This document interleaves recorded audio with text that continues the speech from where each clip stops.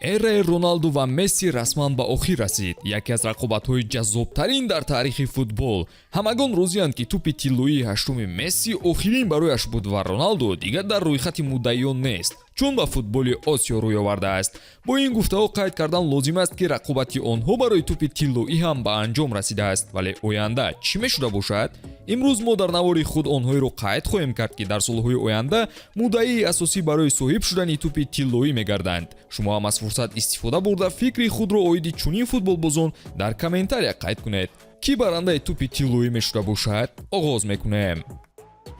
дӯстон, навори мо бо дастгирии ширкати 1x омода шудааст. рақобатҳои футболӣ ва дигар навъи варзишро бо хизматрасониҳо ва коэффициентҳои баланди ширкати 1x боз ҳам ҷолибтар гардонед. он ҷо регистратсия осон буда пардохт аз тамоми гӯшаи канори дунё бароятон дастрас мебошад. ана барои обуначиёни канали Футбародарон бошад, иқдоми махсус омода намудаанд ки дар аввалин пардохт бо промокоди тачфут ба ҳисоби шумо то $100 бонус дода мешавад. силкаи заруриро дар комментария мегузорем. ба ҳама муваффақият.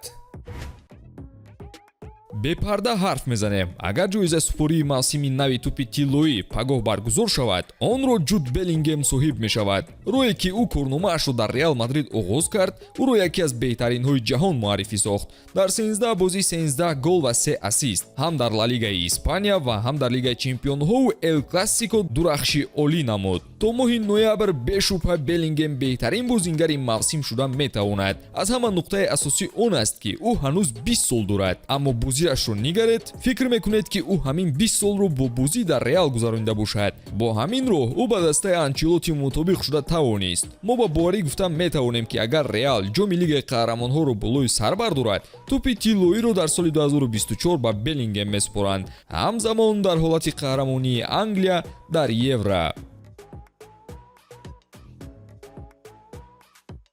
тӯли чанд соли охир Мбаппе ҷоизаҳои инфиродиро яке паси дигаре ба даст оварда истодааст. аммо чӣ хеле ки Луис Энрике қайд мекунад, барои тӯпи тиллоӣ ҷоизаҳои даставӣ лозим ҳастанд.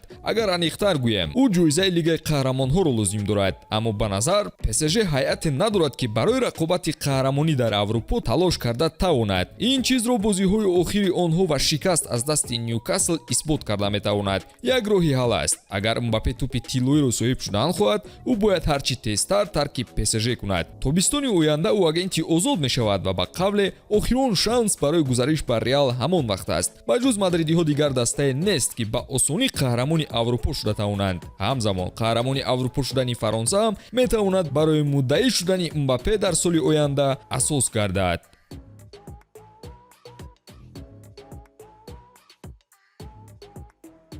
агар Аргентина дар задани пеналтиҳо хато мекард ва ё Мартинес сейви асрро анҷом намедод, Месси тӯпи тиллоии ҳаштумашро соҳиб намешуд. ин факт аст. Эрлинг Холланд мавсими ғайриоддие гузаронид. 52 гол ва 9 ассист дар 53 бозӣ. Илова бар ин требли аврупоӣ. Танҳо ҷоми ҷаҳонӣ бозингаре мисли Месси аз натиҷаҳои ҳамлагари норвегӣ боло дониста шуд. Аммо ин ҷо гап сари он аст ки баъди ба Амрико рафтани Месси ҳам Холланд ба осонӣ ин ҷоизаро соҳиб нахоҳад шуд.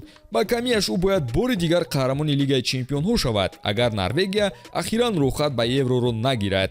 бе ин ҷоизаҳои асосӣ Холланд барандаи тӯпи тиллоӣ шудан наметавонад, новобаста ба он ки ӯ ҳамоно голҳои сершумор дорад. 13 гол ва 3 ассист дар 15 бозӣ. ба ҳар ҳол ӯ низ шонси муддаии асосӣ шуданро дорад ва инро Месси ҳам қайд карда гуфт ки Холланд ва Мбапперо оянда дар он минбар хоҳем дид. шумо чӣ дӯстон? киро ҳамчун барандаи тӯпи тиллоии навбатӣ мебинед? ҳатман дар комментария қайд кунед ва навори ҷадидро мунтазир бошед.